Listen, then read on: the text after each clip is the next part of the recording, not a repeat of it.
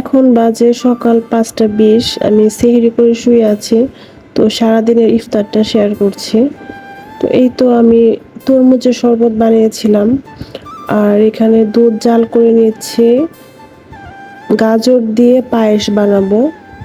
ফ্রিজে আমি গাজর গ্রেট করে রাখছিলাম। তো ভাবলাম যে আজকের ইফতারে একটু মিষ্টান্ন কিছু খাই। এই যে আমি গাজরগুলো এখন দিয়ে দিলাম। আসলে ইফতারে না আমার মানে ভাজা পোড়া খাইতে খুব খারাপ লাগতেছে কিছুদিন যাবত। তো তবুও আজকে শুধু বড়া বানাবো আর এই যে পায়েস করতেছি। আমি কিন্তু এখানে দুধ দিছি, গরুর দুধ আর কি।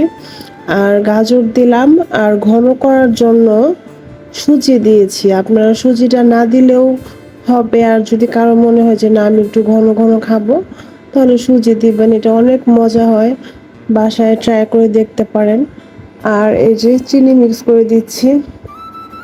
আমি আসলে চিনিটা মিডিয়াম দিব, অত বেশি মিষ্টি আমি খাইতে পারি না।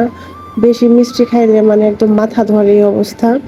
তো এই তো একদম থামা থামা হয়েছে, এখন আমি জালটা অফ করে দিছি। এই যে দেখেন ফাইনাল লুক আমার গাজরের পায়েসের। প্লেটের ভিতরে উঠাই নিছি। আর বানাইলাম হচ্ছে এই যে পেঁয়াজু বানাইলাম, খেসারির ডালের বড়া আর কি। তো দিচ্ছিলাম এখানে চারটা চারটা করে দিছি ফার্স্টে। খুব সুন্দর করে ভাজা ভাজা করে তারপর আমি নামিয়ে রাখি। তো আজকে আসলে ইফতার এতটুকুই শেয়ার করলাম। আমি ব্লগ করার প্রথম দিকে না মানে নর্মাল ভয়েসটা দিতে আমার কাছে জানি কেমন একটা লাগতো। তো আমি ভয়েসটা এডিট করে দিতাম। তো এখন থেকে ভাবলাম যে আসলে এডিট ছাড়াই দিব, যেটা নর্মাল ভয়েস সেটাই দিব।